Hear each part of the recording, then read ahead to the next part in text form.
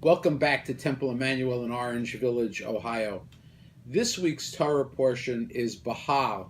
It usually is combined with next week's Torah portion, Behar and Bechukotai, but since this is a Jewish leap year, we have these two Torah portions standing each on their own 2 feet, as it were. Now, the Torah portion starts out by saying, Vayedaber Hashem el Moshe Behar Sinai. God spoke to Moses Behar Sinai, at Mount Sinai or in Mount Sinai or something of that nature. The parsha then goes on to talk about several of the agricultural rules that govern the lives of the ancient Israelites. Among these are the rules of the sabbatical year, every seventh year leaving the land fallow, the rules of the Jubilee year every 50th year, as well as the rules of giving loans and not charging interest to your neighbor. In the biblical world, not charging interest was important because you weren't lending money. You didn't have mortgages or consumer loans or commercial loans like we have now, but you would actually be lending the person stuff. You'd be lending them food or perhaps a farm implement or an animal or clothing.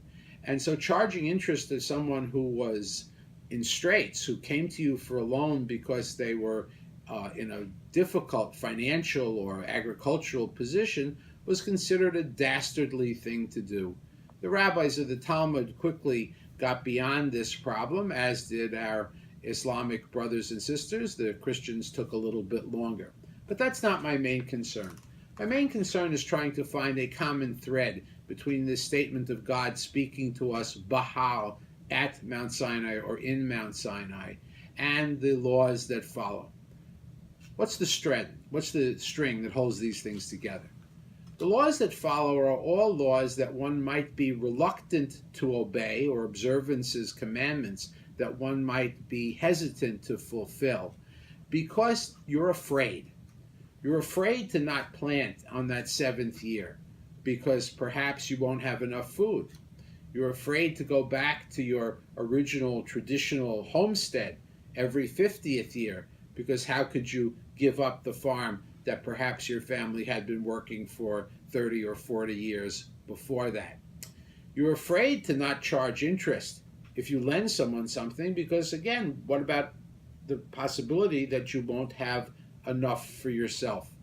So observing these things meant that you had to have a certain amount of faith in God, faith in the system that God provided us with. And of course, today, most Jews in North America are not farmers. But we have other crises of faith. We believe that if we spend time on religious study or going to services, or that if our children don't play enough soccer, that we are not going to get ahead in business or in our social lives, or that our children won't get into the first-class college that they all deserve to be studying at. We're afraid to give up part of our materialistic, day-to-day lives in order to take some time to devote to our faith and to our tradition. It's the same fear that the Torah is trying to address. So let's go back to this statement, Behar Sinai. I'm going to give you a little Hebrew lesson.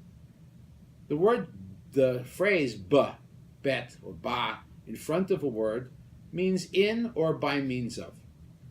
We have the word hal, mountain, that shows up in other ways. We talk about things in the Torah. The Torah talks about things that are min hahal, that are coming from the mountain. We also see many occurrences of the phrase lehal, going towards the mountain, like Abraham going towards Mount Moriah.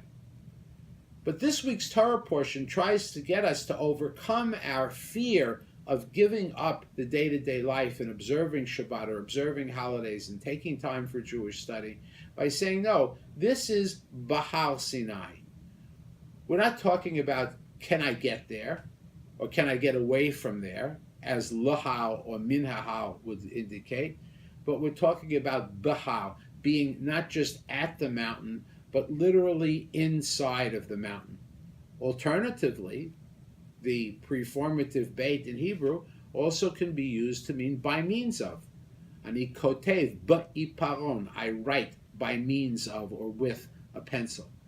And so the Torah portion, Behar, is trying to tell us that it is with and by means of the traditions and the laws and the teachings that originate at Mount Sinai and come down to us through our rabbis and through the ages, that it is with those tools, with what we got at Mount Sinai, that we can learn to live lives where we fear less.